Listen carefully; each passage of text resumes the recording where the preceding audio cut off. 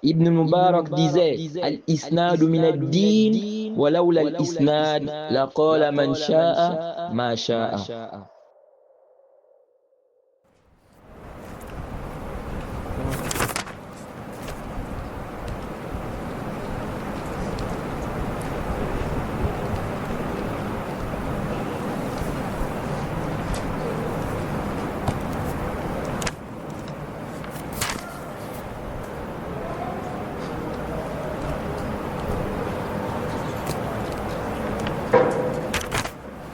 السلام عليكم ورحمة الله وبركاته.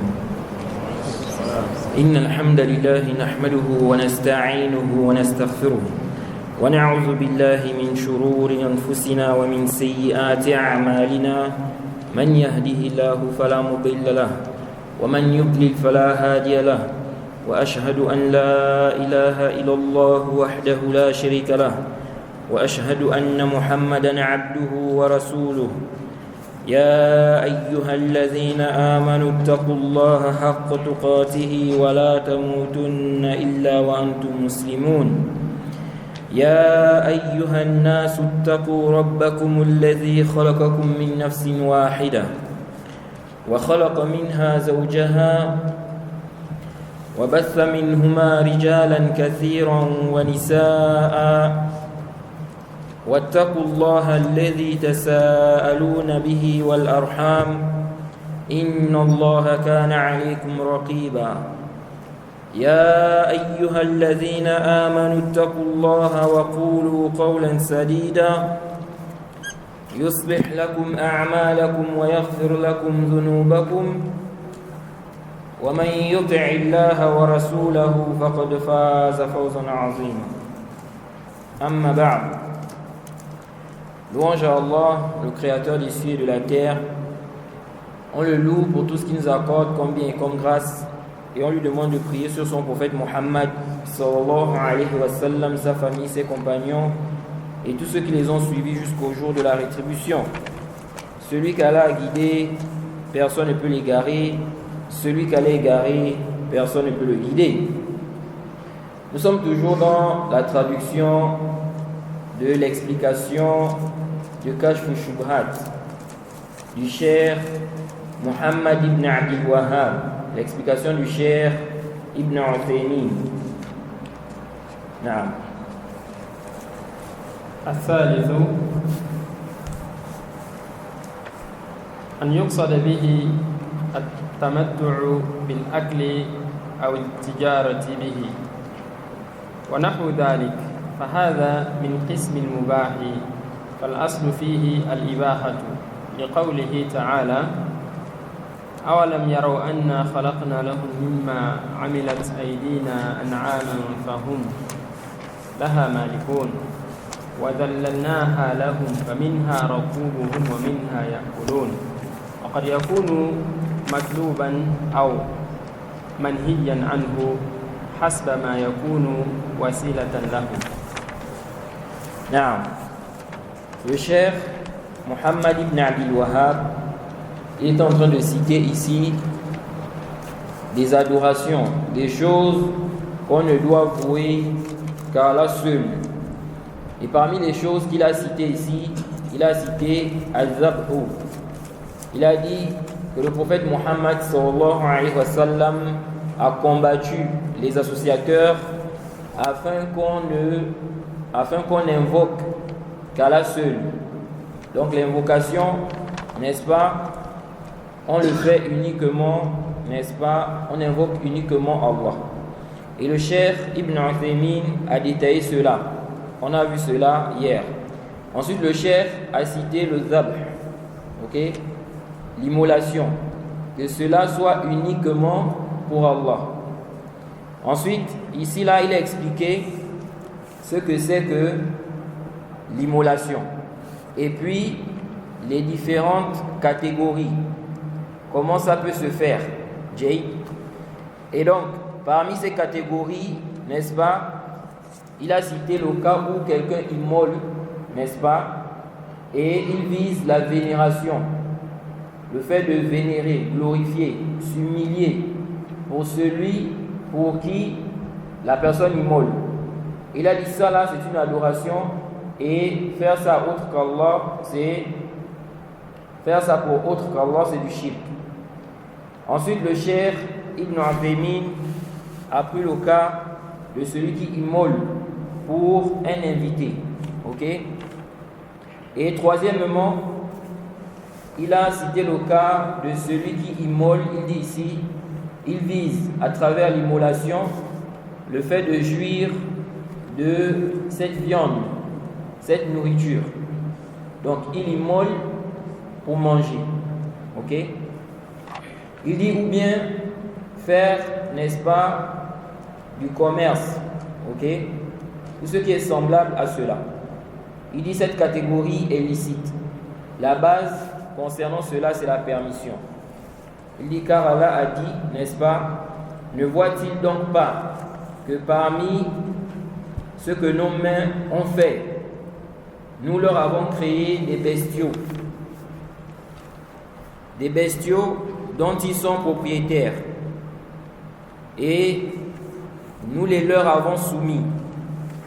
Certains leur servent de monture et d'autres de nourriture.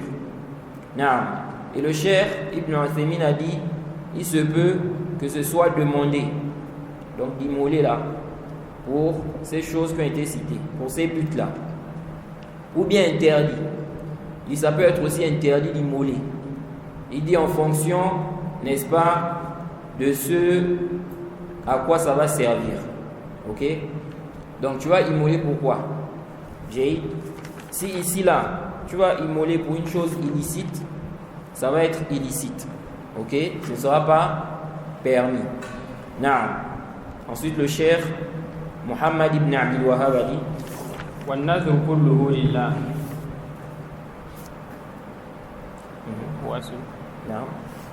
النذر يطلق على العبادات المفروضة عموما، ويطلق على النذر الخاص وهو إلزام الإنسان نفسه بشيء لله عز وجل، والمراد به هنا الأول.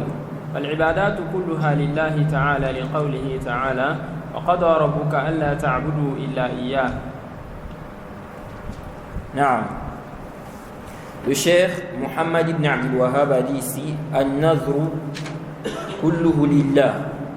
Donc le prophète a combattu les associateurs pour que le vœu soit uniquement voué à Allah. Ok? Maintenant le cheikh Ibn Uthaymin explique ici. Il dit le vœu là, n'est-ce pas, on utilise ça pour parler des adorations obligatoires de manière générale. Et on utilise ça aussi pour parler du vœu spécifique. Il s'agit ici du fait de s'imposer une chose. Donc le fait que le serviteur s'impose une chose pour Allah. Il dit ce qui est visé ici, c'est le premier sens. Toutes les adorations sont vouées uniquement à Allah. Car Allah a dit, et ton Seigneur a décrété, n'adorer que lui. Jaïd. والاستغاثة كلها بالله. الاستغاثة طلب الغوث والإنقاذ من الشدة والهلاك وهو أقسام. Ensuite le cheikh a cité ici la demande de secours. Et ça aussi c'est uniquement voué à Allah. On demande le secours à Allah. Il dit ici, donc le cheikh Ibn Uthaymin, il explique, il dit le sens de l'istighatha, c'est quoi? Demander le secours. Ok? Demander d'être sauvé de la difficulté ou bien la mort, la perdition. Et ça se divise en plusieurs catégories. الأول الاستغاثة بالله عز وجل، وهذا من أفضل الأعمال وأكملها، وهو دأب الرسل عليهم الصلاة والسلام وأتباعهم، ودليله قوله تعالى إذ تستغيثون ربكم فاستجاب لكم أني ممدكم بألف من الملائكة مردفين. Le cheikh a dit première catégorie, demander le secours d'Allah. Il dit, et ceci fait partie, n'est-ce pas, des meilleures œuvres et des œuvres les plus parfaites. Il dit, et c'est l'habitude des messagers et de leurs suiveurs. La preuve de cela, c'est le verset où Allah dit, rappelez-vous le moment où vous implorez le secours de votre Seigneur et qu'il vous exauça aussitôt. Je vais vous aider d'un millier d'anges déferlant les uns à la suite des autres. نعم. الثاني الاستغاثة بالأموات أو بالأحياء غير الحاضرين القادرين على الإغاثة، فهذا شرك، لأنه لا يفعله إلا من يعتقد أن لهؤلاء تصرفا خفيا في الكون فيجعل لهم حظا من الربوبية. قال الله تعالى: أمن يجيب المضطر إذا دعاه ويكشف السوء ويجعلكم خلفاء الأرض أإله مع الله قليلا ما تذكرون. نعم. Ensuite, le cheikh Ibn Uthaymin a dit, deuxièmement, demander le secours des morts. Ok? Donc, la personne va demander de l'aide, le secours, n'est-ce pas, aux morts.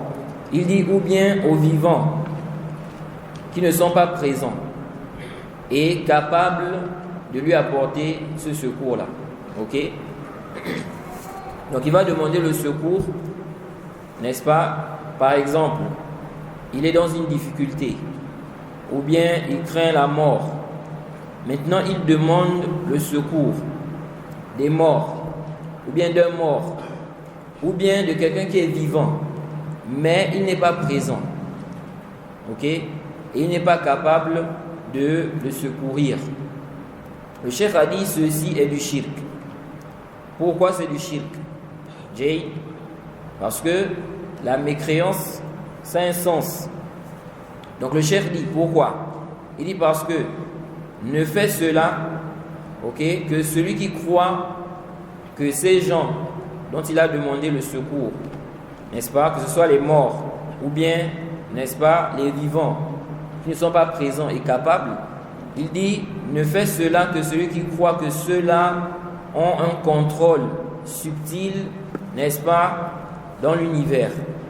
Et donc, il leur donne une partie, n'est-ce pas, de la seigneurie. Ok? Une partie de la seigneurie. Naam. Ensuite, il a cité un verset où Allah a dit, n'est-ce pas lui, n'est-ce pas, qui répond à l'angoissé quand il invoque et qui enlève le mal et qui vous fait succéder sur la terre, j'ai donc les uns après les autres. Il y a-t-il donc une divinité avec Allah? C'est rare que vous vous rappeliez. Non.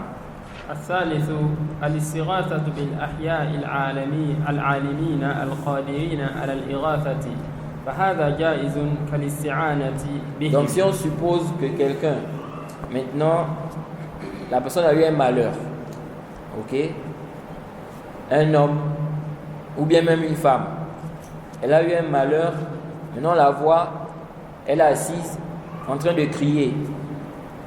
Elle est en train de crier, elle demande de l'aide à son grand-père, Jay, qui est déjà mort depuis et enterré, loin d'elle. Ici, là, on dit quoi? Que c'est du shirk. Jay, ici, c'est quoi? C'est du shirk. Naam. Il a dit troisièmement, naam. الثالث الاستغاثة بالأحياء العالمين القادرين على الإغاثة فهذا جائز كالاستعانة بهم. قال الله تعالى في قصة موسى عليه السلام فاستغاثه الذي من شيعته على الذي من عدوه فوقظه موسى فقضى عليه. Naam.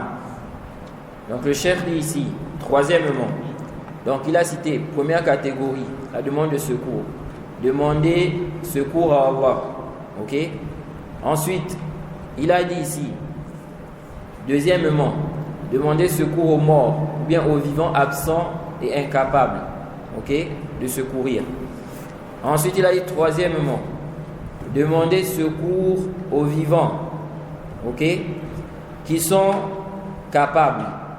Ils sont capables de secourir. Le cheikh dit, ça c'est permis. Ok? C'est comme le fait de demander de l'aide à ces gens-là, à ceux-là. Et ici, la preuve. Allah a dit ici, n'est-ce pas, l'homme de son parti l'appela au secours contre son ennemi. Ok? Donc il a demandé au secours. Et Moussa lui donna un coup de poing qu'il acheva. نعم. الرابع الاستغاثة بحي غير قادر من غير أن يعتقد أن له قوة خفية. Donc quand le cheikh Ibn Abdul Wahhab dit ici là, la demande de secours uniquement à Allah, il ne vise pas le cas que le cheikh Ibn Uthaymin a cité ici, qui est autorisé. نعم. الرابع الاستغاثة بحي غير قادر من غير أن يعتقد أن له قوة خفية مثل أن يستغيث بمشلول على دفع عدو صائل فهذا لغو وسخرية بالمستغاث به فيمنع لهذه العلة ولعلة أخرى وهي أنه ربما اغتر بذلك غيره فتوهم أن لهذا المستغاث به وهو عاجز أن له قوة خفية ينقذ بها من الشدة. نعم. Ensuite le cheikh a dit quatrième catégorie. Donc on a le cas de celui qui demande secours à Allah. On a le cas de celui qui demande secours aux morts. Ou bien, n'est-ce pas, aux vivants qui sont absents et incapables. Ça c'est quoi? C'est interdit, c'est du shirk. Ensuite, on a celui qui demande aux vivants qui sont capables de le secourir. Ça, c'est autorisé. Ensuite, le cheikh a dit, quatrièmement, demander secours à un vivant. Donc, il n'est pas mort, il est vivant. Mais il n'est pas capable. Ok? Il est vivant, mais il n'est pas capable. Sans croire qu'il a une force cachée, subtile. Ok? Donc il demande à un vivant qui est incapable de le secourir, mais il ne croit pas qu'il a une puissance cachée, une force cachée. Ok? Et donc, le cheikh dit ici là, il dit comme celui qui demande secours à quelqu'un qui est paralysé. Ok? Afin de quoi? Donc il demande secours d'un homme paralysé, ou quelqu'un qui est paralysé, pour repousser un ennemi qui l'attaque. Ok? Quelqu'un maintenant il est paralysé. Par exemple, il ne bouge pas. Maintenant, lui il est attaqué. Quelqu'un l'attaque. Il veut lui faire du mal. Il veut le tuer. Lui demande secours à ce vivant qui est paralysé là. Ok? Le cheikh dit ici là que ceci, quel est donc son jugement? Mais quand il a demandé secours, il ne croit pas, n'est-ce pas, que ce dernier-là a une force subtile, une force cachée. Ok? Le cheikh dit ça, c'est se moquer de celui dont on demande le secours. Ok? Donc le cheikh dit ça, c'est la moquerie. C'est de la moquerie. Quand tu demandes secours à quelqu'un qui est paralysé, toi-même tu sais qu'il est incapable. Ok? Donc, quand tu fais ça, le cheikh dit c'est une moquerie. Tu es en train de te moquer de lui. Le cheikh dit à ce moment on interdit cela. On dit que c'est interdit de faire ça. Pas parce que c'est du shirk. Parce que lui, il sait qu'il n'est pas capable. Ok? Mais il dit ici on va interdire cela. Pourquoi? Parce que c'est de la moquerie. Il se moque de l'autre. Et ce n'est pas permis. Et il dit pour une autre raison aussi. On va interdire ça aussi pour une autre raison. C'est quoi? C'est qu'il se peut que quelqu'un soit trompé par cela et qu'il pense que celui dont il demande le secours là et qui est incapable, qu'il a une force cachée. Ok? Donc le cheikh Ibn Uthaymin dit, on va dire que c'est interdit. Il n'a pas le droit de faire ça. Si tu sais que la personne n'est pas capable de t'aider, elle ne peut pas te secourir. Ok? Tu n'as pas à lui demander de l'aide. Il dit ici le fait de faire ça, tu es en train de te moquer de la personne là. Mais tu sais bien qu'elle ne peut pas. Ok? Et il dit, de même aussi, on va interdire ça parce que quelqu'un peut être trompé. Quand quelqu'un va voir ça, il va se dire que toi tu crois qu'il peut, tu as une connaissance qu'il peut. Donc il doit avoir un pouvoir, quelque chose qui lui permet de t'aider. Sinon pourquoi tu demandes? Ok? Donc le cheikh dit, à cause de ça on va interdire cela.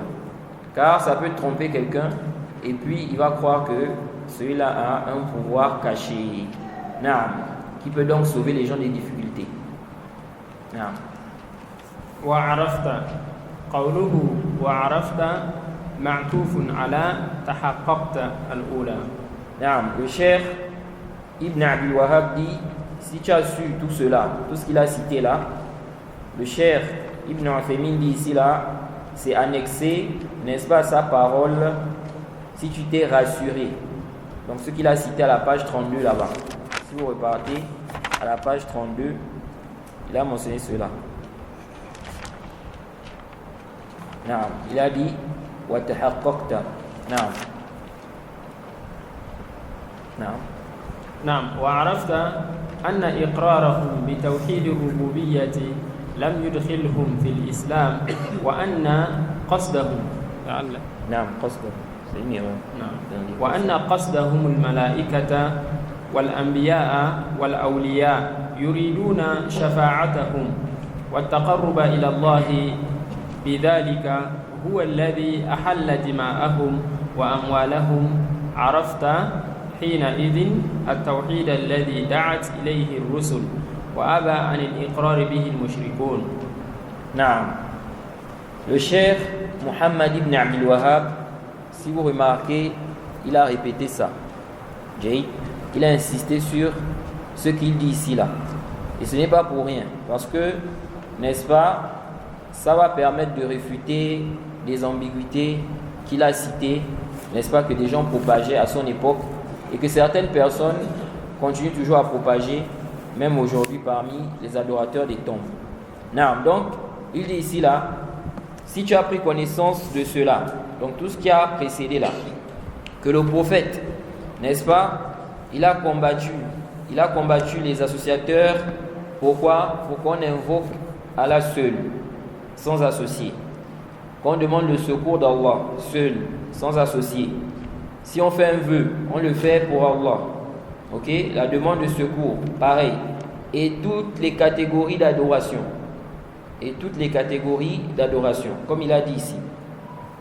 Le cheikh dit ici, si tu as su cela, et que tu as su, n'est-ce pas, que leur approbation de l'unicité, donc l'approbation des associateurs, leur approbation de l'unicité d'Allah dans la Seigneurie, cela ne les a pas fait rentrer dans l'islam.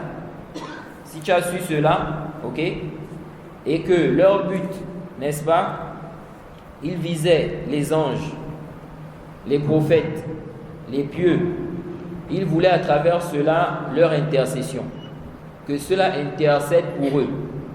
Ok? Ce n'est pas qu'ils croyaient que ceux-là, ce sont eux les créateurs.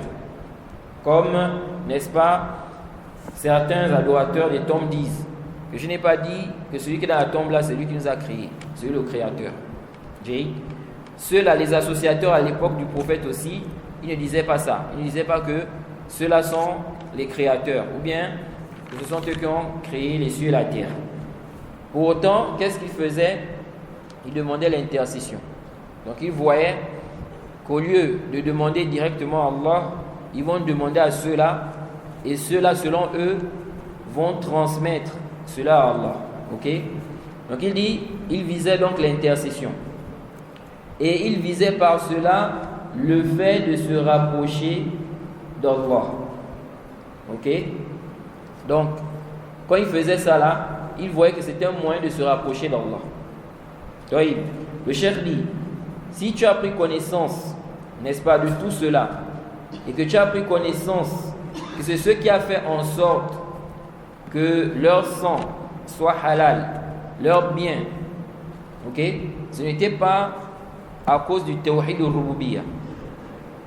Parce que, n'est-ce pas, comme le cheikh a cité ici là, on leur a posé la question, qui a créé les cieux et la terre? Ils ont dit c'est Allah. Donc, quand Allah ou quand le prophète dit umirtu an uqatila an-nas hatta yaqulu la ilaha illallah, on m'a ordonné de combattre les gens jusqu'à ce qu'ils disent la ilaha illallah. Dans le Sahih, il n'a pas dit jusqu'à ce qu'ils reconnaissent que c'est Allah qui a créé sur la terre, c'est Allah qui nous a créés.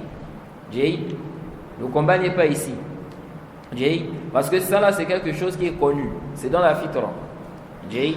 C'est dans la fitra, la saine nature.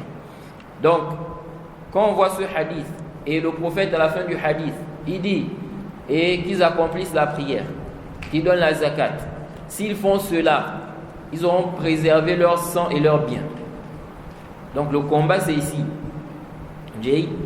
Et lorsqu'Allah a dit, waqatiluhum, combattez-les. Quand Allah a dit combattez-les, jusqu'à ce qu'il n'y ait plus de fitna. La fitna ici, le shirk. Et que la religion soit entièrement à Allah. On comprend aisément de tout ceci qu'ils ont été combattus, c'est à cause de l'unicité dans l'adoration. Ok?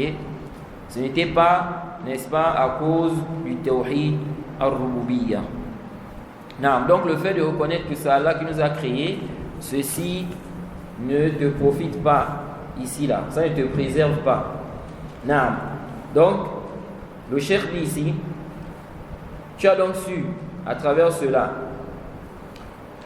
tu as pris connaissance, n'est-ce pas, que c'est à cause de cela, n'est-ce pas, que leur sang a été rendu halal, leur bien aussi.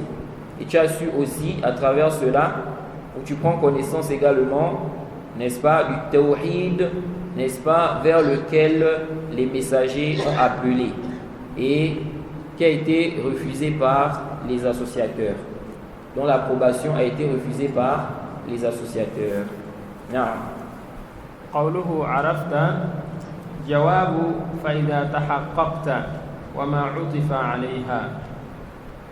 قرر المؤلف رحمه الله أن التوحيد الذي جاءت به الرسل من الله هو توحيد الألوهية، لأن هؤلاء المشركين الذين بعث فيهم رسول الله صلى الله عليه وسلم كانوا يقرون بتوحيد الربوبية، ومع هذا استباح النبي صلى الله عليه وسلم دماءهم وأموالهم على أنهم يعبدون الملائكة وغيرهم مما يعبدونهم من الأولياء والصالحين، يريدون بذلك أن يقربوهم إلى الله، وهي كما قال تعالى: والذين اتخذوا من دونه أولياء ما نعبدهم إلا ليقربونا إلى الله زلفى، فهم مقرون بالله بأن الله هو المقصود، ولكنهم يقصدون الملائكة وغيرهم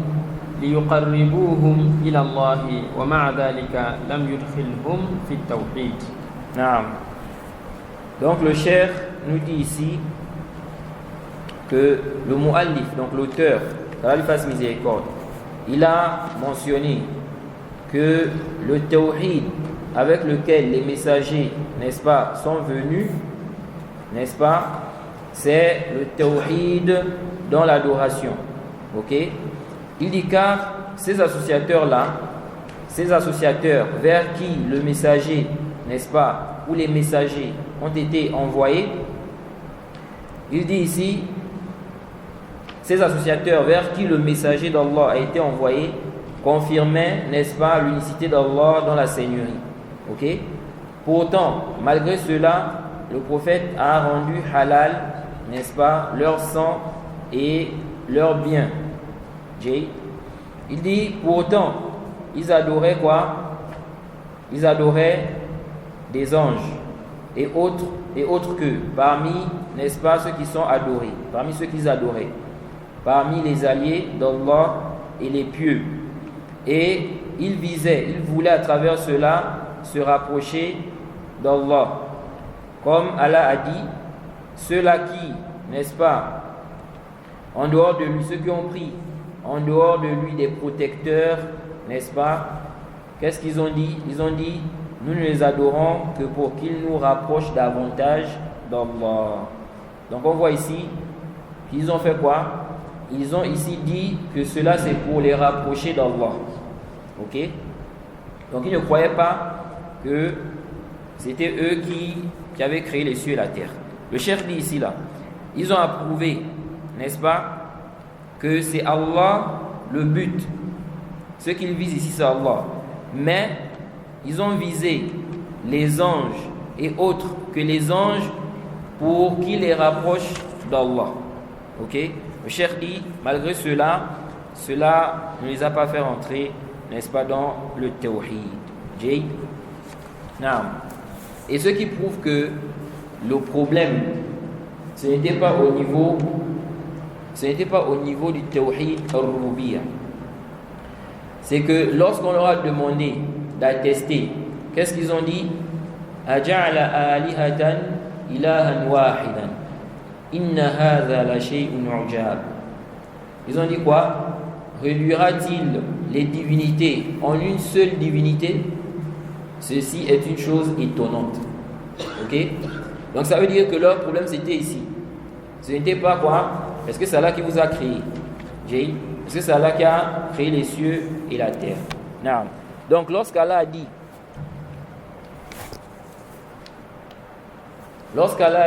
وَقَاتِلُوهُمْ حَتَّى لَا تَكُونَ فِتْنَةٌ وَيَكُونَ الدِّينُ لِلَّهِ, combattez-les jusqu'à ce qu'il n'y ait plus de fitna et que la religion soit à Allah, uniquement à Allah.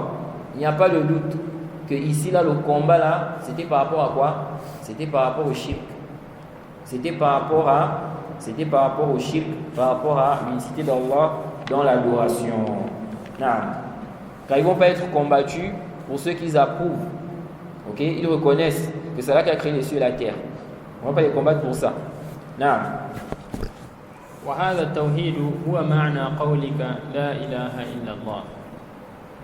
قوله وهذا التوحيد هو معنى قولك لا إله إلا الله، أي أن التوحيد خطأ أن التوحيد أن التوحيد الذي دعا إليه النبي صلى الله عليه وسلم وعلى آله وسلم هو معنى لا إله إلا الله، أي لا معبود حق إلا الله عز وجل. فهم يعلمون أن معناها لا معبود حق إلا الله عز وجل، وليس معناها لا خالق أو لا رازق أو لا مدبر إلا الله أو لا قادر على الاختراع إلا الله، كما يقوله كثير من المتكلمين. فإن هذا المعنى لا ينكره المشركون ولا يردونه، وإنما يردون معنى لا إله إلا الله، أي لا معبود حق إلا الله، كما قال تعالى عنهم أجعل الآلهة إلها واحدا إن هذا لشيء عجاب. وانطلق الملأ منهم أن امشوا واصبروا على آلهتكم إن هذا لشيء يراد ما سمعنا بهذا في الملة الآخرة إن هذا إلا اختلاق. نعم. Le cheikh Muhammad ibn Abdul Wahhab dit ici, ce tawhid qui a été envoyé, n'est-ce pas, avec les messagers, ce tawhid qui est venu avec les messagers, pour lesquels, ou ce tawhid pour lequel les messagers ont été envoyés, il dit c'est le sens de ta parole, la ilaha illallah. Ok? Lorsque tu dis il n'y a aucune divinité digne d'adoration en dehors d'Allah. Le cheikh Ibn Uthaymin dit, c'est-à-dire ce tawhid là, le sens de ce tawhid là, c'est ce que tu dis, n'est-ce pas, dans tes propos, la ilaha illallah. C'est-à-dire que l'unicité, n'est-ce pas, vers lequel le prophète a appelé, c'est le sens de la ilaha illallah. C'est-à-dire, il n'y a pas de vraie divinité en dehors d'Allah. Ok? Il dit, ces gens-là savaient, ils connaissaient le sens, n'est-ce pas, de la ilaha illallah. C'est-à-dire qu'il n'y a pas de vraie divinité en dehors d'Allah. Il dit ici, le sens ici, ce n'est pas quoi? Il n'y a pas de créateur si ce n'est Allah. Il n'y a pas de pourvoyeur si ce n'est Allah. Ou celui qui administre, ce n'est qu'Allah. Ok? ou bien seul Allah est capable d'invention, comme beaucoup de dialecticiens, des gens de la théologie spéculative disent. Il dit, ce sens-là, les associateurs n'ont pas renié cela, ils n'ont pas rejeté cela, que c'est Allah seul le créateur, c'est Allah seul qui accorde la subsistance. Il dit, ils ont plutôt rejeté le sens de la ilaha illallah, c'est-à-dire il n'y a de vraie divinité qu'Allah, comme Allah le Très-Haut a dit. Ils ont dit ici, réduira-t-il les divinités en une seule ou à une seule divinité? Ils disent, ceci est une chose vraiment étonnante. Et leurs notables partirent, allez-vous-en et restez constants à vos divinités. Ok? Et qu'est-ce qu'ils ont dit? Nous n'avons jamais entendu cela dans la dernière religion. Ceci n'est qu'une invention. Vous voyez, ils demandent de patienter dans le faux. Il y a des gens comme ça. Ils vont patienter dans le faux. Ils demandent d'être constants. Soyez constants à vos divinités. Subhanallah. نعم وهذا التوحيد هو معنى قولك لا إله إلا الله فإن الإله عندهم هو الذي يقصد لأجل هذه الأمور سواء كان ملكا أو نبيا أو وليا أو شجرة أو قبرا أو جنيا لم يريدوا أن الإله هو الخالق الرازق المدبر فإنهم يعلمون أن ذلك لله وحده كما قدمت لك وإنما يعنون بالإله ما يعني المشركون في زماننا بلفظ السيد فأتاهم النبي صلى الله عليه وسلم يدعوهم إلى كلمة التوحيد وهي لا إله إلا الله. نعم. Ensuite le cheikh Muhammad ibn Abdul Wahhab dit ici que certes la divinité chez eux, n'est-ce pas, c'est ce qu'on vise pour ces choses. Ok? Donc les choses qu'il a citées, le zabh, dua, al-istighatha, ok? Il dit ici que ce soit un ange ou bien un prophète ou bien un allié d'Allah ou bien un arbre ou bien une tombe ou bien un djinn, n'est-ce pas? Il ne visait pas par la divinité ici le créateur, le pourvoyeur, que c'est lui le créateur, le pourvoyeur, ok? Celui qui administre toutes choses. Le cheikh dit, il savait que ça, n'est-ce pas? Ceci est Allah seul, ok? Ceci est Allah seul, comme on l'a mentionné. Donc il a cité déjà les preuves qui justifient cela. Il dit, il visait ici par la divinité ce que les associateurs, n'est-ce pas, visent à notre époque-là en utilisant l'expression Sayyid. Ok?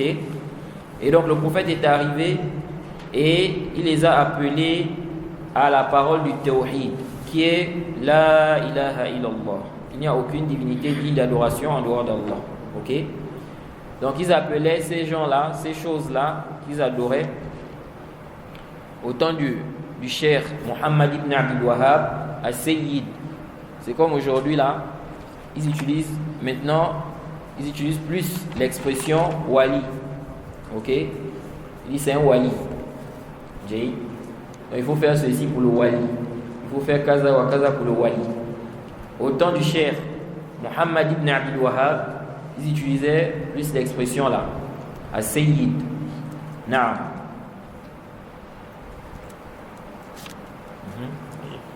يريد رحمه الله بيان أن المشركين لا يريدون بقول لا إله إلا الله أي لا مدبر ولا خالق إلا الله لأنهم يعرفون أن ذلك حق وإنما ينكرون معناها لا معبود حق إلا الله وهذا الذي بدأ به المؤلف وعاد إنما قاله للتأكيد والرد على من يقول إننا لا نعبد الملائكة أو غيرهم إلا من أجل أن يقربونا إلى الله زلفى ولسنا نعتقد أنهم يخلقون أو يرزقون.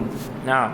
Le cheikh dit ici que le cheikh Muhammad ibn Abdul Wahhab vise ici là, il veut clarifier que les associateurs n'ont pas visé par la parole La ilaha illallah, n'est-ce pas, qu'il n'y a pas, n'est-ce pas, de créateur si ce n'est Allah, d'administrateur si ce n'est Allah. Ok? Il dit car il connaissait que cela est la vérité. Ok? Quand il dit ici là que les associateurs n'ont pas visé par la parole, c'est-à-dire dans leur abstention, ok, dans le fait de s'abstenir de prononcer ça, ok, quand ils ont refusé, quand on leur a demandé de prononcer, quand ils ont refusé là, ok, pourquoi ils ont refusé, qu'est-ce qu'ils visaient, c'est ce que le cheikh est en train d'expliquer là. Il dit ici, il fait comprendre que ils n'ont pas compris de cette parole là que ça veut dire il n'y a pas de créateur sauf Allah. Sinon il devait dire ça, ok, il n'y a pas de créateur sauf Allah. Mais ils ont bien compris que cette parole-là veut dire qu'ils doivent délaisser toute leur divinité. C'est pourquoi ils ont dit Aja'ala alihatan ilahan wahidan jayd inna hadha la shay'un ujab. Ok? Donc c'est pourquoi ils ont dit réduira-t-il les divinités en une seule divinité? Ceci est une chose étonnante. Jayd. Et ça fait partie du jahl. Puisque vous reconnaissez que c'est Allah seul qui a créé, c'est lui seul qui donne la subsistance. Bon, maintenant, où est l'ishkal? Quand on vous demande de l'adorer seul, vous dites il va réduire les divinités en une seule divinité. Mais vous croyez que c'est lui seul qui a créé les cieux et la terre? Non. Donc ici, là, le cheikh a dit, il connaissait cela, que c'est Allah le créateur. Il dit, par contre, il reniait, il rejetait le sens de ces propos-là. C'est-à-dire, n'est-ce pas, il n'y a de vraie divinité qu'Allah. Ok? Donc, toutes les autres divinités-là sont des fausses divinités. Et on avait dit ici que la divinité, c'est ce qu'on adore. Tout ce qu'on adore, c'est divinité. Ok? Celui qui adore une pierre, on dit que c'est quoi? C'est sa divinité. Celui qui adore une statue, c'est sa divinité. Ok? Donc, il n'y a de vraie divinité qu'Allah. Donc, tout le reste là, ce sont des fausses divinités. Now, ensuite, le cheikh a dit, le cheikh Muhammad ibn Abdul Wahhab a commencé par cela. Et il a recommencé. Il a répété cela. Il a repris cela. Et il a dit cela pour insister. Comme je l'ai dit, ça va nous aider, n'est-ce pas, à réfuter les shubhat que les adorateurs des tombes propagent. Il dit ici, et il a mentionné cela pour réfuter ceux qui disent que nous n'adorons, n'est-ce pas, les anges et autres que pour qu'ils nous rapprochent d'Allah, pour qu'ils nous rapprochent davantage d'Allah.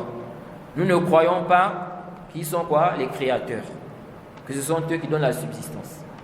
Vous voyez, là c'est leur shubha qui est là.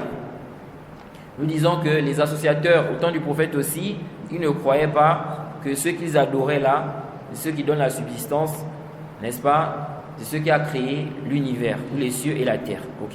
Mais malgré cela, le prophète les a combattus et le prophète n'a pas accepté n'est-ce pas, il n'a pas accepté leurs œuvres. Ok? Naam. Oui.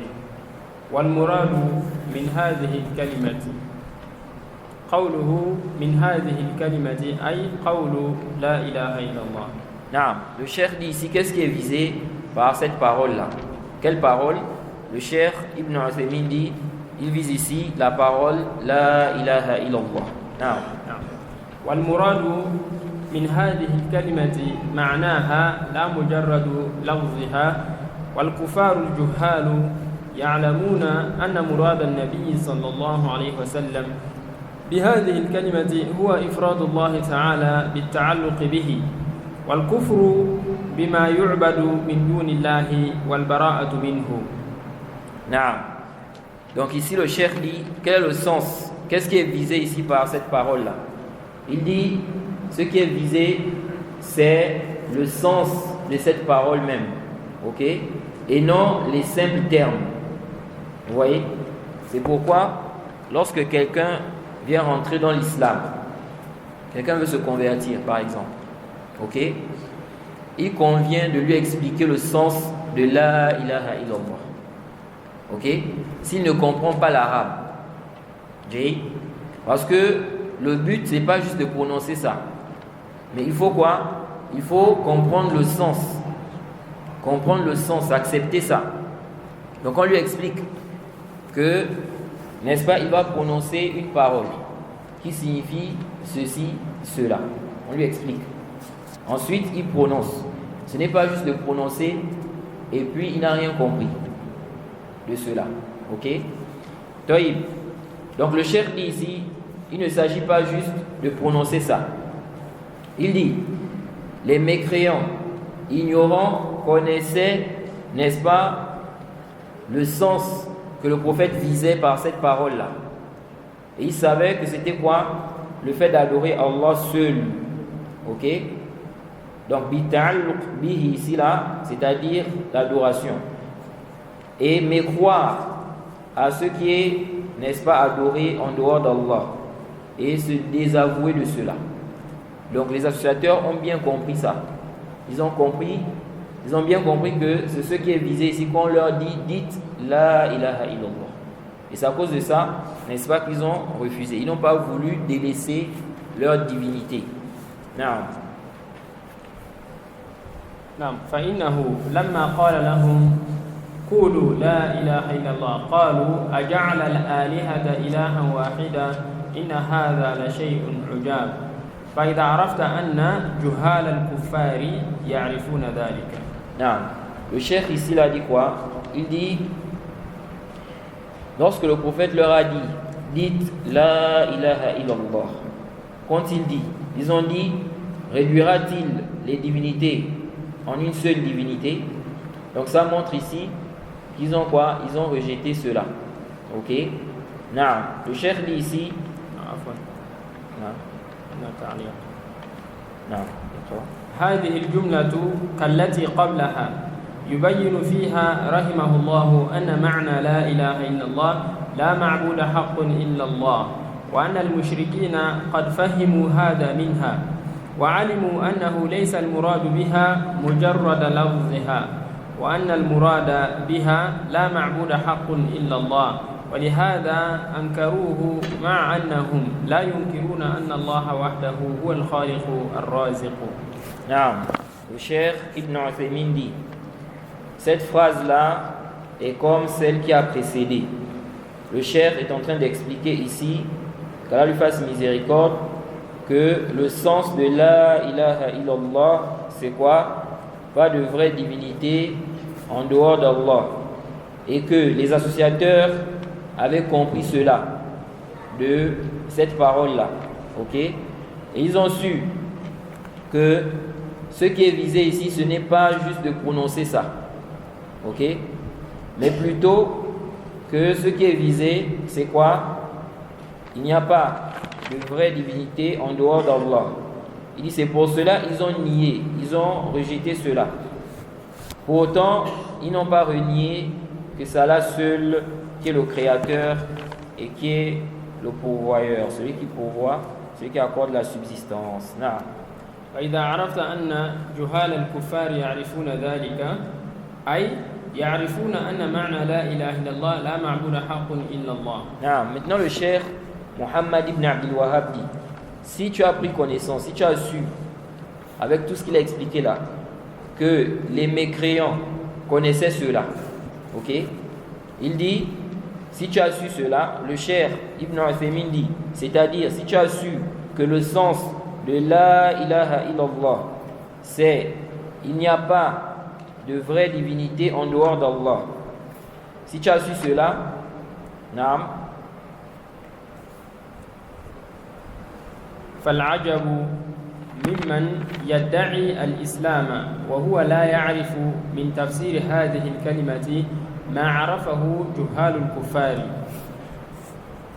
يريد المؤلف رحمه الله أن يبين أن من الناس من يدعي الإسلام ولا يعرفون معنى كلمة لا إله إلا الله، حيث يظنون أن المقصود هو التلفظ بحروفها دون معرفة معناها واعتقاده. ومن الناس من يظن أن المراد بها توحيد الربوبية، أي لا خالق إلا الله ولا رازق إلا الله.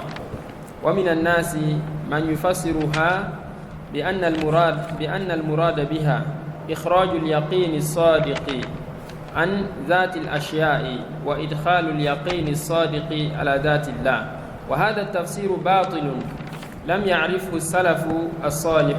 وليس المراد به أن تتيقن بالله عز وجل وتخرج اليقين من غيره، لأن هذا لا يمكن، فإن اليقين ثابت في غير الله. لترون الجحيم ثم لترونها عين اليقين.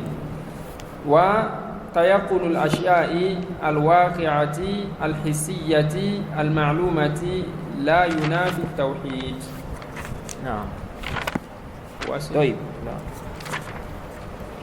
Le cheikh Muhammad ibn Abdul Wahhab dit, si tu as su cela, si tu as su que les mécréants au temps du prophète là, ils connaissaient, n'est-ce pas, le sens de la ilaha illallah, il dit, il est étonnant que quelqu'un puisse prétendre l'islam. Il prétend être musulman et il ne connaît pas l'explication de cette parole. Il y a des gens comme ça, wallahi, beaucoup de gens qui se réclament de l'islam. Tu demandes c'est quoi le sens de la ilaha illallah. Les explications qu'il va te donner là, toi-même tu es étonné. Tu ne connais pas le sens de la ilaha illallah. Le cheikh dit ici là que il est étonnant que quelqu'un puisse prétendre l'islam. Il prétend être musulman et il ignore l'explication de cette parole. Il ignore l'explication de cette parole qui a été connue ou qui était connue, n'est-ce pas, des ignorants mécréants. Donc les ignorants mécréants connaissaient ça. Lui, il prétend l'islam, mais il ne connaît pas le sens de cette parole. Le cheikh dit, plutôt, il pense même qu'il s'agit ici là de quoi? De prononcer juste ces lettres, ok? Sans croyance. Le cheikh Ibn Uthaymin en bas, il explique, il dit, le cheikh, donc l'auteur du livre, qu'Allah lui fasse miséricorde, veut clarifier, veut montrer qu'il y a des gens qui prétendent l'islam, mais qui ne connaissent pas le sens de cette parole-là, la ilaha illallah. Ils pensent que ce qui est visé ici, c'est juste prononcer cela, ok?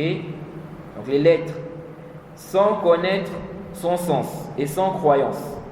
Et parmi les gens, il y a ceux qui pensent que ce qui est visé ici, c'est l'unicité d'Allah dans la Seigneurie.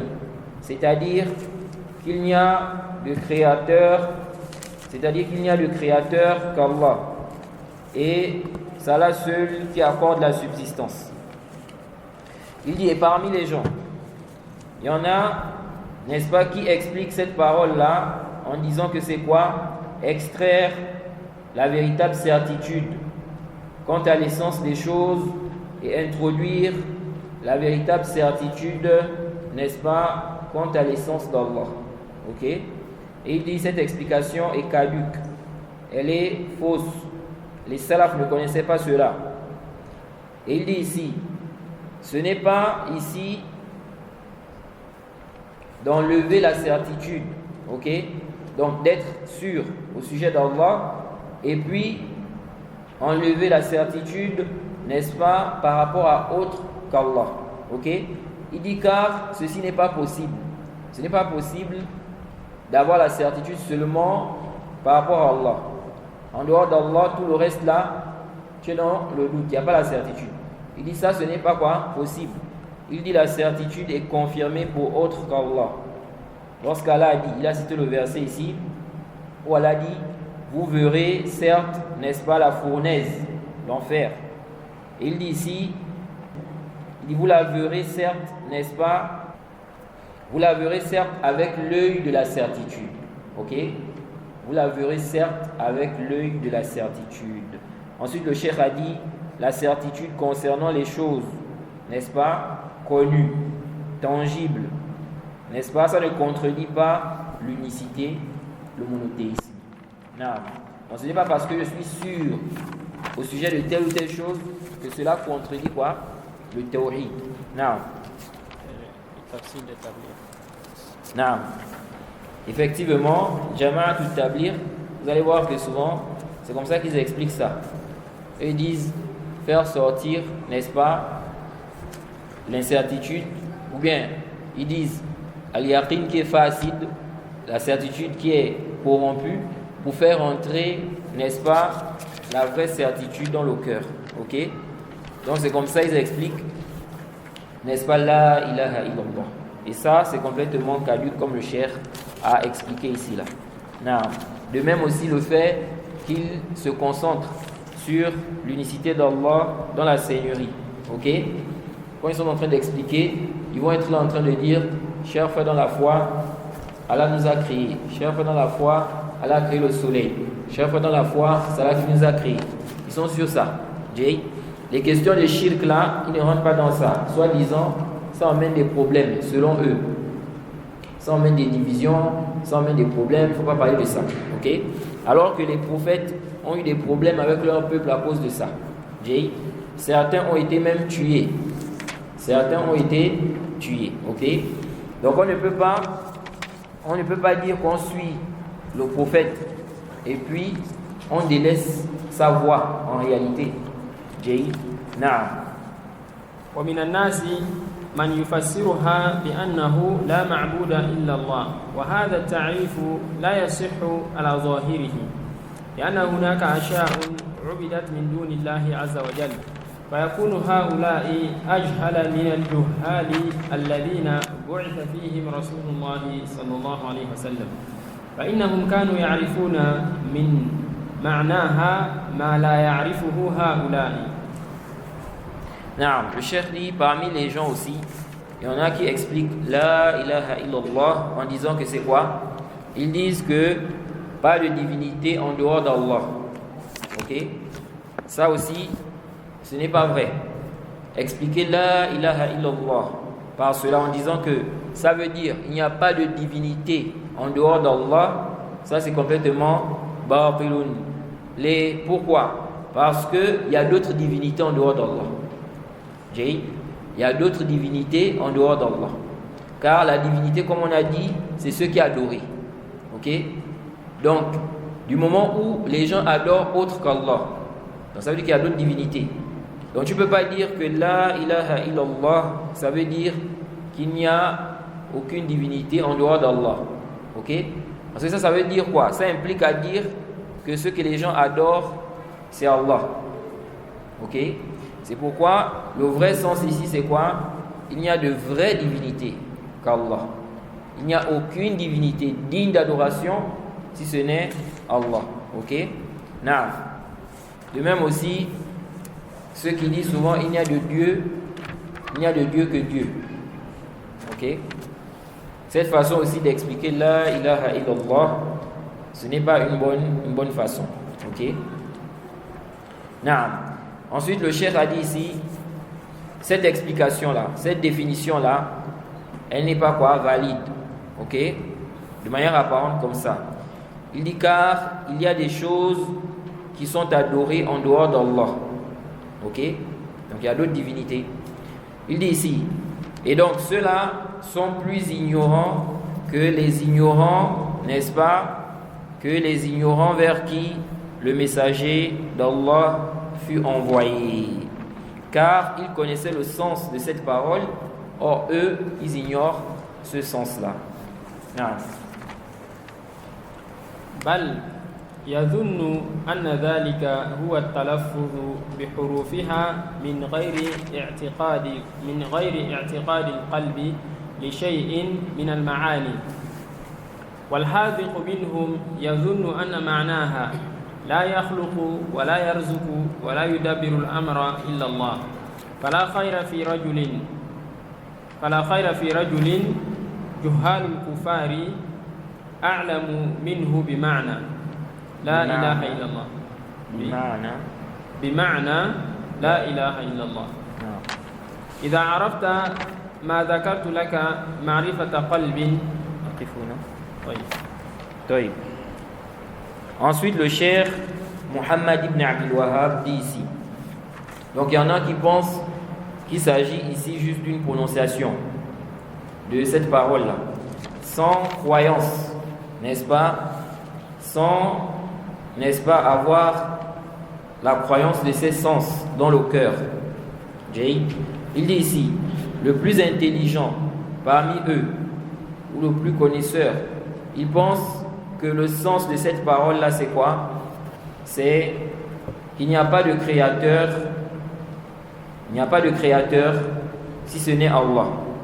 C'est Allah seul qui administre toutes choses et c'est lui seul qui donne la subsistance.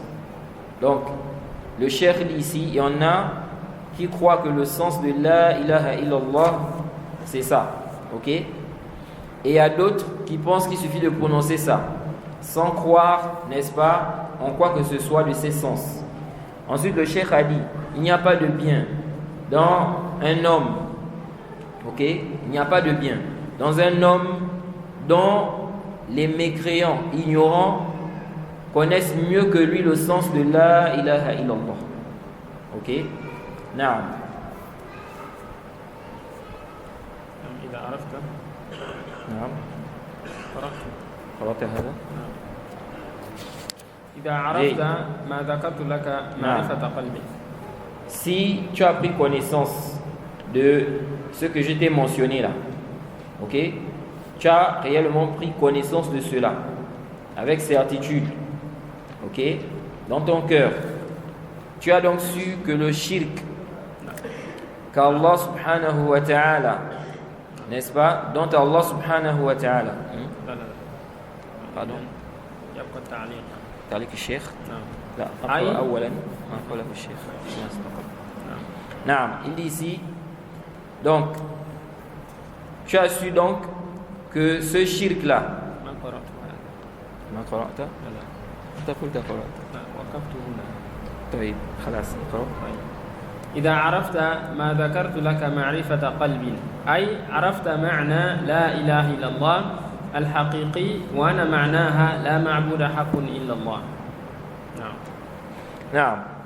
Donc le cheikh a dit ici, donc le cheikh Ibn Uthaymin, si tu as pris connaissance du sens, de la ilaha illallah, n'est-ce pas, son sens réel, et que tu as pris connaissance que ça signifie ici là, il n'y a de vraie divinité, n'est-ce pas, si ce n'est Allah. Naam.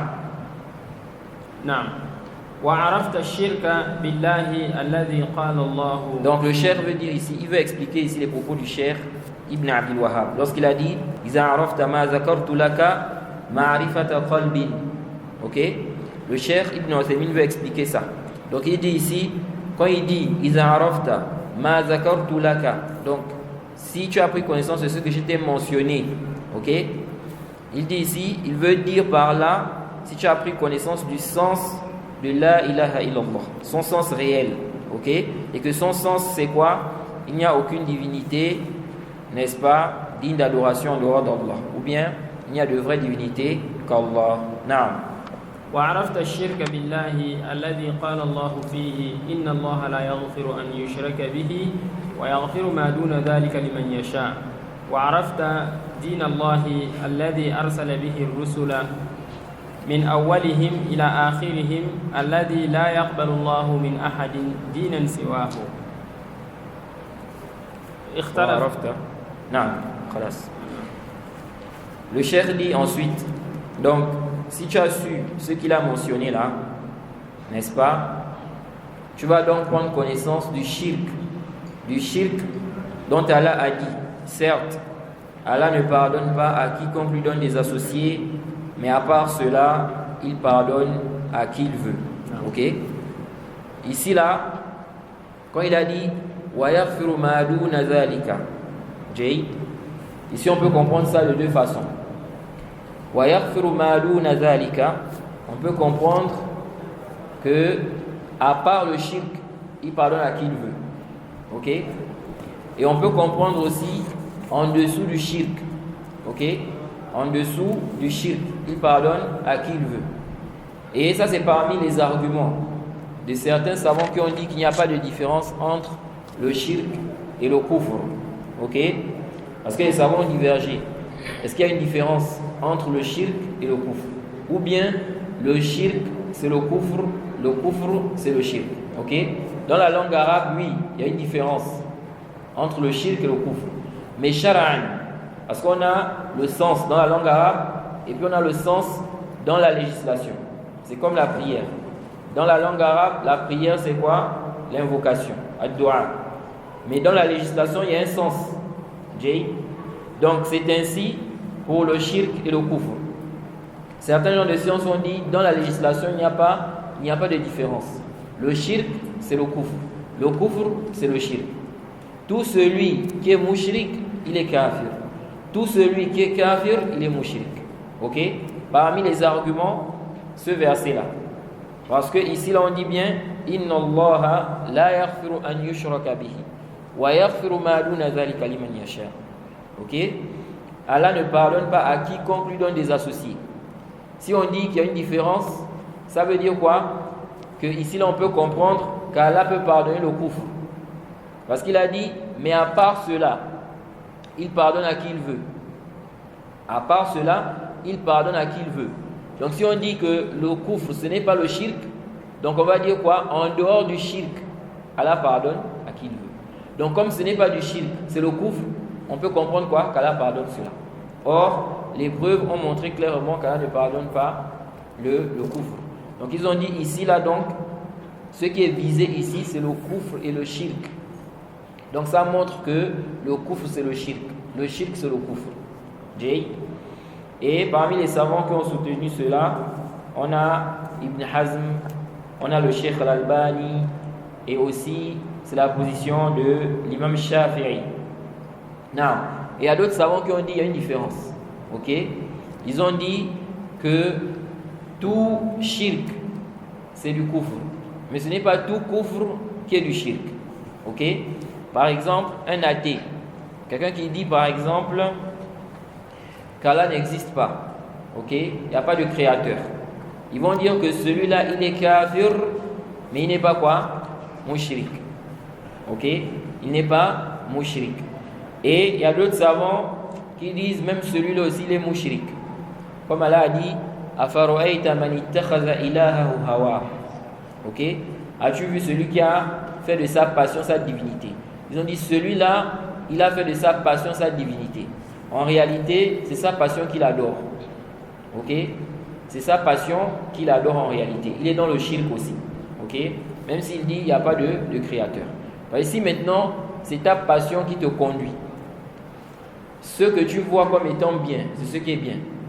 Ce que tu estimes que ce n'est pas bien, ce qui n'est pas bien. Donc c'est en fonction de tes désirs, de ce que toi tu veux, de ce que toi tu penses. Ici là, ça devient quoi? Ta divinité. Ça devient ta divinité. Donc en réalité, tu es en train d'adorer ta passion. Tu es en train d'adorer ta passion. Now, donc c'est un débat entre les savants. Et je crois que dans mes cours sur les annulatifs de l'islam, j'avais parlé de ça. De même aussi, j'ai un peu plus détaillé cela quand j'étais en Côte d'Ivoire. Lorsque j'avais fait une conférence sur le danger du shirk. Si vous cherchez l'audio là, les dangers, ou bien le danger du shirk. Ok? Dans cet audio là, j'avais parlé de ce sujet en détail. Et il est important aussi de comprendre ça. Parce que ça va nous aider à comprendre quelque chose ici. Que le cheikh Mohammed ibn Abdul Wahhab a mentionné. Et dont le cheikh Ibn Uthaymin va parler. Les savants qui ont fait la différence entre le kufr et le shirk, qu'est-ce qu'ils disent? Ils disent que tout shirk, c'est quoi? C'est le kufr. Mais ce n'est pas tout kufr qui est quoi? Du shirk. Ça, c'est très important de comprendre cela. Parce qu'on va voir qu'il y a des gens qui ont expliqué des propos de certains savants. Lorsqu'ils ont dit, par exemple, qu'on ne fait pas le takfir, n'est-ce pas, de celui qui a fait ceci ou cela dans telle situation. Ils ont dit non, il ne veut pas dire par là qu'ils ne sont pas associateurs. Ok? Ils ne veulent pas dire par là qu'ils ne sont pas associateurs. Ils voient que ce sont des associateurs. Ok? On va voir que ça là, cette explication là, elle est caduque. Parce que les savants qui ont fait la différence entre le kufr et le shirk, ils voient que tout shirk, c'est quoi? C'est du kufr. Le grand shirk. Ok?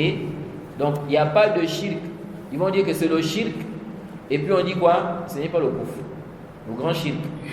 Donc s'ils ont dit on ne fait pas le takfir, on ne doit pas dire non, mais ça ne veut pas dire qu'ils ne voient pas qu'ils sont quoi? Des associateurs. Et s'ils voient que ce sont des associateurs, ils doivent faire quoi? Le takfir. Ils doivent faire le takfir. Parce que si quelqu'un est mushrik, ça veut dire qu'il est kafir. En réalité. Mais ce n'est pas tout celui qui est kafir qui est mushrik. Chez les savants qui font la différence entre le kufr et quoi? Et le shirk. Moi, ma position en tout cas, c'est la position des savants qui ne font pas la différence. Ok? Pour moi, le kufr c'est le shirk c'est le kufr.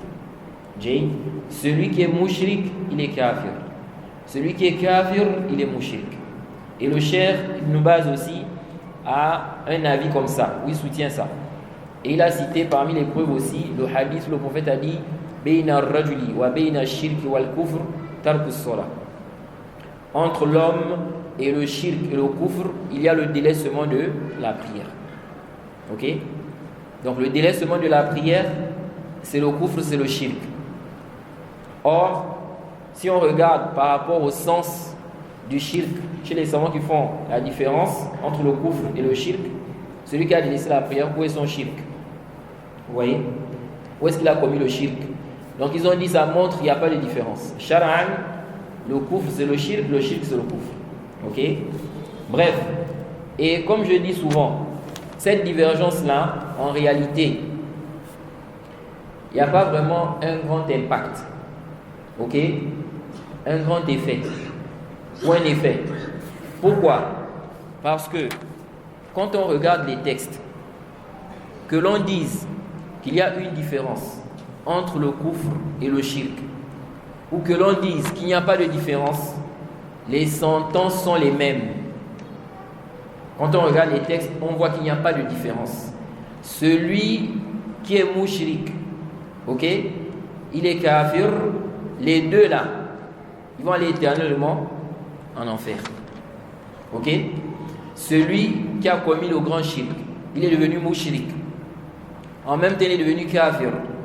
Qu'on fasse la différence entre le grand shirk, n'est-ce pas, et le grand kufr, en disant qu'il y a une différence entre les deux, ou qu'on dise qu'il n'y a pas de différence, les sentences dans la législation qui découlent, il n'y a pas de farq.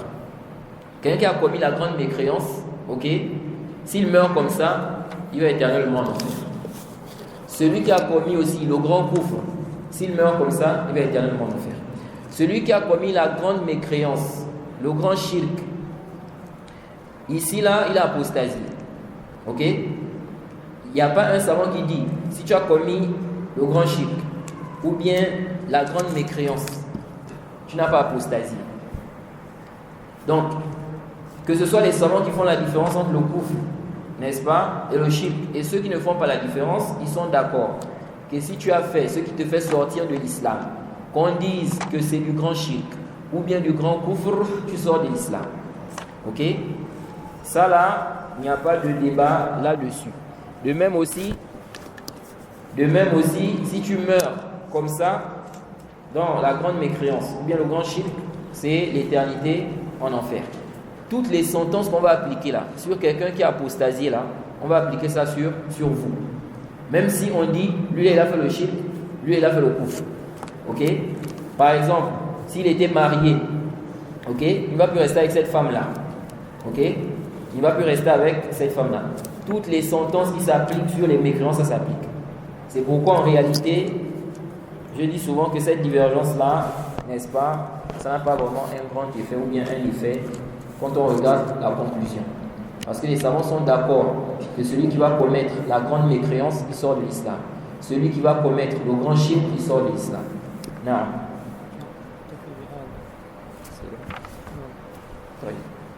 Oui, mais pour le Adam, On va s'arrêter là. Et on va prendre quelques questions, s'il y a des questions, avant la zone. C'est ici, non, je t'arrête. Ici. On doit diviser à partir de Arafta. Non, ça, on a déjà vu ça. On va faire le tarif de ça. Donc ici, on débute. Ouais.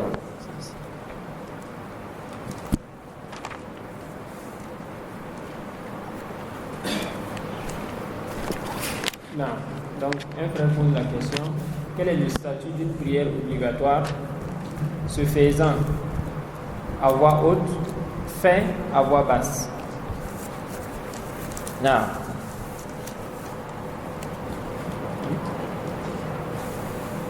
Quelqu'un demande ici, la prière, on sait que dans la prière, n'est-ce pas, il y a des prières dans lesquelles on lit à haute voix. Ok? Dans les premières rak'at, par exemple, comme la prière de Aïcha. Et quelle autre prière? La prière de Aïcha. La prière de Maghrib. La prière de Fajr. Ok? La prière de Fajr, les deux rak'at là, c'est à haute voix. On lit à haute voix. La prière de Maghrib, les deux premières rak'at, c'est à haute voix. Et la prière de Isha, les deux premières rak'at aussi, c'est à haute voix. Donc la personne pose la question, quel est le jugement dans le fait de lire à voix basse ici? Donc tu lis à voix basse, là où on lit à haute voix. Ou bien à haute voix, où on lit à voix basse. Ok? Nous disons que celui qui le fait, n'est-ce pas, le fait de lire à haute voix, là où on lit à haute voix, là, à voix basse, là où on lit à voix basse, ce n'est pas une obligation dans la prière. Ok? Ce n'est pas une obligation dans la prière. Ça fait partie, n'est-ce pas, des sunan, des choses préférables dans la prière. On n'a pas un dalil où le prophète ordonne, il ordonne de lire à haute voix ou bien à voix basse. Ok? Mais c'est rapporté de l'acte du prophète. Ok? On ne tire pas de là, n'est-ce pas, l'obligation. Surtout que ça a été rapporté de façon authentique que le prophète lisait parfois dans, n'est-ce pas, les prières de la journée, Zuhr et Asr. Parfois, il lisait des versets un peu à haute voix. Ceux qui étaient derrière parmi les compagnons écoutaient cela. Ok? Mais il y a certains gens de science qui ont dit que lorsque la personne prie en tant qu'imam, elle doit faire quoi? Lire à haute voix. Là où on lit à haute voix. Et à voix basse, là où on lit à voix basse. Mais si elle prie seule, par exemple, elle peut quoi? Elle peut ne pas lire à haute voix, là où on lit à haute voix. Ou bien à voix basse, on lit à voix basse. Et ça aussi, ça permet d'enlever un ishkal. C'est pourquoi vous allez voir, si vous regardez maintenant les livres, quand vous entrez dans les livres où on parle des obligations de la prière, ou bien les piliers de la prière, la description de la prière, avec les obligations. Généralement, vous n'allez pas voir qu'on cite parmi les obligations de la prière, lire à haute voix. Là, on lit à haute voix. Lire à voix basse. Là, on lit à voix basse. Et ça permet aussi d'enlever un ishkal. Il y a des gens, parfois, ils sont gênés. Quelqu'un peut être dans une maison.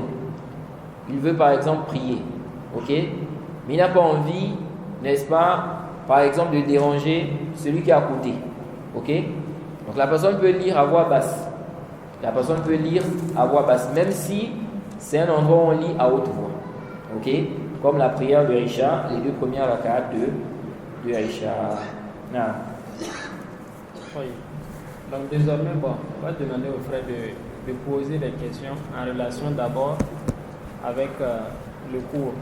Donc si des questions de ce genre nous parviennent, ce sont ces questions-là on va privilégier d'abord avant de voir les questions générales, Inch'Allah. Quel est le jugement quant au fait de préparer la nourriture lors des baptêmes, c'est-à-dire la aqiqa, du nouveau-né et inviter les frères à y commémorer ensemble? Non. Tout d'abord, c'est quoi la aqiqa? Beaucoup de gens, n'est-ce pas, ne connaissent pas c'est quoi la aqiqa. La aqiqa, c'est l'immolation qu'on fait. Ok? On fait cette immolation-là par rapport à l'enfant qu'on a eu. Ça peut être le 7e jour ou bien un autre jour. L'immolation-là, c'est ça la aqiqa. Ça veut dire quoi? Ça veut dire que si on a immolé, on a fait quoi? On a fait la aqiqa. Si tu as immolé, bismillah, tu as immolé, c'est fini. Tu as fait la aqiqa. La aqiqa est finie. Ce n'est pas comme beaucoup pensent. Il y a des gens qui pensent que la aqiqa c'est toute une cérémonie. Ils pensent même que quand on parle de raser la tête de l'enfant, tout ça là, ça rentre dans la aqiqa. D'autres, baiser les cheveux là. Tout ça, ils pensent que tout ça c'est la aqiqa. Là, couper les cheveux de l'enfant, ou bien raser là. Raser la tête.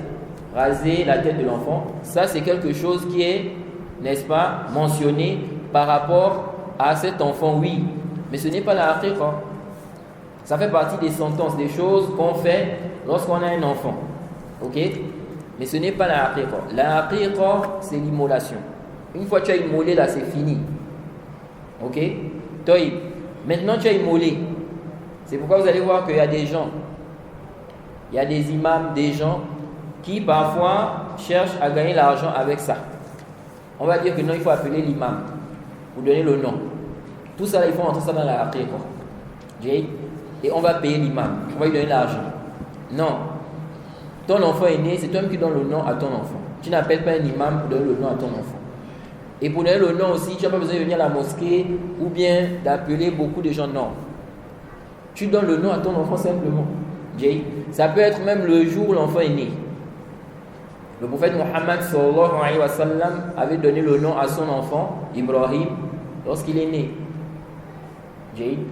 Donc, tu donnes le nom. Il n'y a pas à appeler un imam. Il faut appeler un imam pour faire ceci ou cela. Non. La aqiqa, tu vas acheter la bête à immoler, tu vas immoler. Mais non, quand tu as fini d'immoler là, ça peut être toi-même. Si tu ne connais pas aussi, tu peux déléguer quelqu'un. Peut-être tu ne connais pas comment immoler. Ok? Tu peux déléguer quelqu'un pour le faire. Une fois on a immolé là, la aqiqa est finie.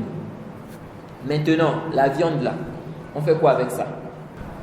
On n'a pas un dalil, un texte authentique qui montre que tu dois obligatoirement faire ceci ou cela avec ça.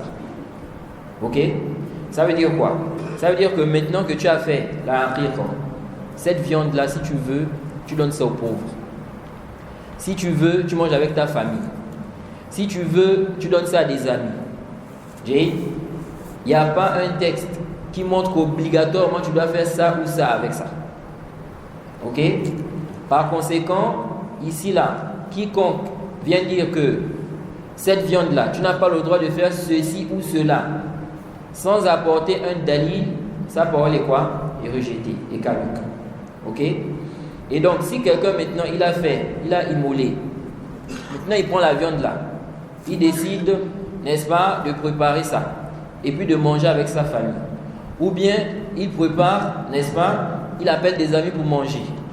Ou bien quelqu'un se dit, je ne peux pas manger tout ça. Donc, je vais préparer et puis je vais appeler les gens à venir manger. Il n'y a pas de problème. Il n'y a aucun dalil qui interdit ça. D'ailleurs, c'est venu dans le Adab al-Mufrad de l'imam al-Bukhari qu'un compagnon du prophète, je pense que c'est Muawiyah ibn Qurra,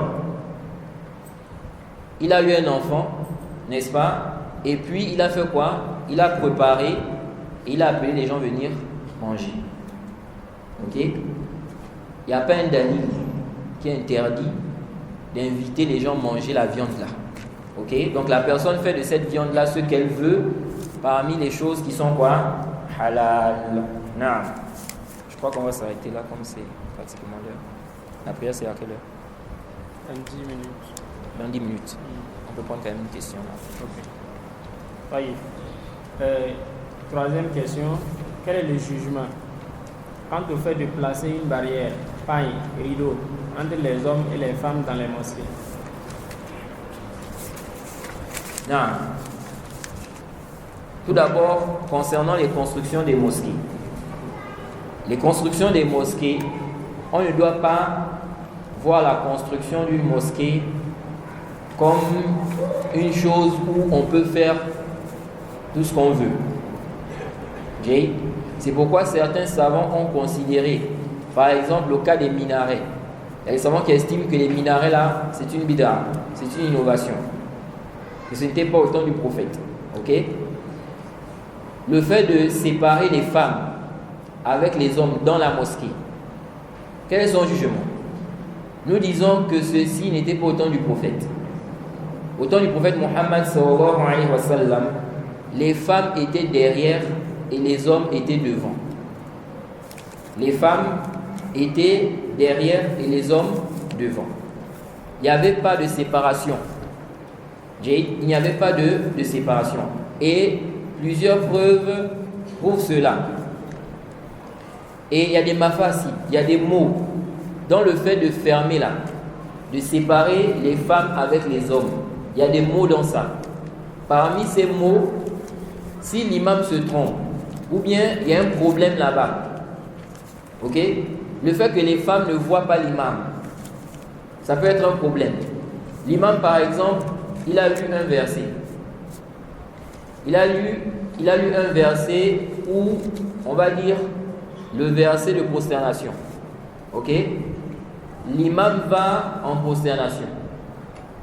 Comme les femmes ne voient pas l'imam, elles pensent que l'imam est allé au rukou. Elles partent au rukou. Vous voyez? Elles ne voient pas aussi les hommes. Pour dire que ça va permettre d'aider. Que, si on voit que les hommes sont partis au sujoud là, donc on comprend quoi? Que l'imam est parti au sujoud. Donc ça c'est parmi les mafasi. Et c'est comme ça. Si on délaisse ceux qui étaient connus au temps du prophète, ceux qui étaient faits au temps du prophète, on tombe dans ce genre de choses là. Maintenant il y en a qui disent qu'on fait ça pour éviter la fitna. Pour éviter quoi? La fitna. Nous disons qu'au temps du prophète, il y avait la fitna. Ce n'est pas aujourd'hui qu'il y a la fitna. Au temps du prophète, il y avait la fitna. Au point où il est rapporté, n'est-ce pas, qu'un compagnon regardait, quand il allait en sujoud, il regardait derrière, il regardait une femme derrière. Donc il va comme ça, il guette. Ça c'est authentique, c'est rapporté. Donc la fitna là, ce n'est pas où? Ce n'est pas seulement aujourd'hui. Certains connaissent ce hadith, le hadith de Fadl, dans le Sahih. Pendant le Hajj, il a regardé une femme qui était très belle. Il ne faisait que la regarder. À côté du prophète, le prophète a tourné son visage. Il a encore amené pour regarder. Le prophète a tourné, il a encore amené. Vous voyez, tout ça, ça montre quoi? Que la fitna, c'est au temps du prophète. Pourquoi on a légiféré le voile? Vous pensez que c'est pourquoi? Pourquoi on demande à la femme de mettre le voile? Pourquoi on a interdit la mixité? Pourquoi on a interdit le fait que l'homme et la femme s'isolent? Tout ça, ça cause de quoi? C'est la fitna. Mais avec tout ça là, on n'a aucun dalil où le prophète a donné de séparer les hommes et les femmes dans la mosquée. Aucun dalil. Au contraire, ce n'était pas comme ça. Donc nous disons, comme a expliqué le Cheikh Al-Albani, il dit, on ne doit pas séparer. On laisse les femmes derrière et les hommes devant, comme c'était au temps du prophète. Ok? On ne sépare pas. Si on dit maintenant que on veut éviter la fitna, nous disons, on doit éduquer les gens. Ce n'est pas en délaissant ceux qui étaient connus au temps du prophète. On doit expliquer aux gens, rappeler, exhorter. Et puis, ce sont les gens aussi qui doivent se conformer à la religion. Quand toi tu viens à la mosquée, tu viens à la mosquée pour regarder les femmes ou bien tu viens à la mosquée pour prier, pour étudier. Vous voyez, de même aussi la femme, quand elle vient à la mosquée, ce n'est pas pour regarder les hommes. Ok? Donc c'est toi-même qui dois te conformer. On ne va pas changer ce qui était connu au temps du prophète parce que toi, n'est-ce pas, tu es incapable de te conformer à ce qui était connu au temps du prophète Mohammed sallallahu alayhi wa sallam. C'est pourquoi vous allez voir qu'on laissait d'abord les femmes sortir. Et au temps du prophète, il y avait quoi? Il y avait une porte pour les femmes et une porte pour les hommes. Pour éviter quoi? La mixité qui se rencontre, qui se colle. crois qu'on va s'arrêter là. Subhanakallahumma wa bihamdik wa ashhadu an la